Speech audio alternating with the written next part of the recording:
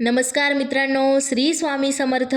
दरवर्षी गुरुपौर्णिमेच्या दिवशी लाखो भक्त मठात, मंदिरात आणि आश्रमात जाऊन गुरूंचे दर्शन घेतात. गुरूंच्या चरणी नतमस्तक होतात, गुरुपद घेतात. पण प्रत्येकालाच मंदिरात किंवा मठात जाणे शक्य असते का? कोणी नोकरीमुळे जाऊ शकत नाही, कोणी आजारपणामुळे जाऊ शकत नाही, तर कोणी गावापासून किंवा मठापासून खूप दूर राहतो. मग अशा वेळी मनात एक प्रश्न नक्की येतो, मी घरी राहून गुरुपद घेऊ शकतो का? माझी पूजा पूर्ण होईल का? कोणता विधी करावा? आजच्या या व्हिडिओमध्ये आपण घरी राहून श्रद्धेने गुरुपद कसे घ्यावे, कोणते साहित्य लागते, संकल्प कसा करायचा, पूजा कशी करायची, गुरुपद कसे घ्यायचे आणि शेवटी कोणती प्रार्थना करायची याची संपूर्ण माहिती जाणून घेणार आहोत. म्हणून हा व्हिडिओ शेवटपर्यंत नक्की पहा, कारण शेवटी मी अशी एक महत्त्वाची गोष्ट सांगणार आहे जी अनेक भक्त नकळत विसरतात. गुरुपद म्हणजे नेमके काय? मित्रांनो, सर्वप्रथम गुरुपद म्हणजे काय हे समजून घेऊया. गुरुपद म्हणजे फक्त डोकं टेकवणे किंवा नमस्कार करणे नाही. गुरुपद म्हणजे गुरूंच्या चरणी पूर्ण श्रद्धेने आणि नम्रतेने स्वतःला समर्पित करणे. गुरूंनी दाखवलेला सत्य, ज्ञान आणि सदाचाराच्या मार्गावर चालण्याचा संकल्प करणे. म्हणून गुरुपद हा केवळ विधी नसून तो आपल्या मनाचा आणि भावनेचा विषय आहे. घरी गुरुपद घेता येते का? हो. जर तुम्हाला मठात किंवा मंदिरात जाता येत नसेल तर श्रद्धेने घरीसुद्धा गुरुपूजन आणि गुरुपद घेऊ शकता. अनेक परंपरांमध्ये भाव, श्रद्धा आणि प्रामाणिकपणाला सर्वात जास्त महत्त्व दिले जाते. जर तुमच्या गुरुपरंपरेत गुरुपद घेण्याची विशिष्ट पद्धत सांगितली असेल तर त्या पद्धतीलाच प्राधान्य द्या. कोणते साहित्य लागेल? स्वच्छ पाट किंवा चौरंग, पिवळे किंवा पांढरे वस्त्र, गुरूंचा फोटो किंवा पादुका, हळद, कुंकू आणि अक्षदा, ताजी फुले किंवा हार, तुपाचा किंवा तेलाचा दिवा, उदबत्ती, नैवेद्य, फळ किंवा खडीसाखर किंवा घरात सात्विक पदार्थ, पाणी असलेला तांब्या किंवा कलश, आरतीचे ताट. सकाळची तयारी. गुरुपौर्णिमेच्या दिवशी शक्य असल्यास ब्रह्ममुहूर्तावर किंवा लवकर उठा, स्नान करा. स्वच्छ आणि साधे कपडे परिधान करा.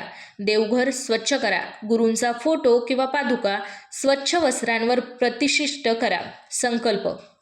दोन्ही हात जोडून मनापासून प्रार्थना करा. हे सद्गुरुदेव, आज गुरुपौर्णिमेच्या पवित्र दिवशी मी माझ्या घरी श्रद्धेने गुरुपूजन करत आहे. माझ्याकडून होणाऱ्या चुका क्षमा, मला सद्बुद्धी, चांगले विचार आणि योग्य मार्ग आणि सेवाभाव द्या. गुरुपूजन कसे करावे? सर्वप्रथम दिवा लावा, उदबत्ती दाखवा. नंतर हळद, कुंकू, अक्षदा आणि फुले गुरूंच्या चरणी अर्पण करा. हार असेल तर हार घाला. अर्पण केल्यानंतर नैवेद्य दाखवा. गुरुपद कसे घ्यावे? आता जाणून घेऊया गुरुपद कसे घ्यावे. आता सर्वात महत्त्वाचा भाग. गुरुपद दोन्ही हात जोडून डोळे बंद करा. गुरूंचे स्मरण करा आणि गुरूंच्या फोटोला किंवा पादुकांना नम्रतेने स्पर्श करा. शक्य असल्यास साष्टांग किंवा पंचांग नमस्कार करा. मनात म्हणा, हे गुरुदेव, माझ्यातील अहंकार दूर करा. मला योग्य मार्गावर चालण्याची शक्ती द्या. माझ्या कुटुंबावर कृपा ठेवा. माझ्या हातून सत्कर्म घडू द्या. मंत्र जप. त्यानंतर 11 वेळा, 21 वेळा किंवा तुमच्याकडून होत असेल तर 1008 वेळा आपल्या वेळेनुसार श्री स्वामी समर्थ किंवा ओम गुरुवे नमः या मंत्राचा जप करा. जास्त संख्या महत्त्वाची नाही, भाव महत्त्वाचा आहे. गुरुचरित्र वाचन. शक्य असल्यास गुरुचरित्रातील एखादा अध्याय वाचा. जर वेळ कमी असेल तर काही ओळी श्रद्धेने वाचा. मुख्य उद्देश. गुरूंच्या शिकवणीचे स्मरण. आता आरती करून घ्या. गुरूंची आरती करा. संपूर्ण कुटुंबाला आरतीमध्ये सहभागी करा. नंतर नैवेद्य अर्पण करा. प्रसाद सर्वांना वाटा. गुरुपद घेतल्यानंतर काय करावे? आई वडिलांचा नमस्कार करा. शिक्षक किंवा गुरूंना फोन करून शुभेच्छा द्या. शक्य असल्यास गरजूंना मदत करा. एखाद्या विद्यार्थ्याला पुस्तक किंवा शैक्षणिक साहित्य द्या. दिवसभर वाद, राग आणि कडू बोलणे टाळा. या चुका करू नका. घाईघाईत पूजा करू नका. पूजा करताना मोबाईलमध्ये गुंतू नका. देवघर अस्वच्छ ठेवू नका.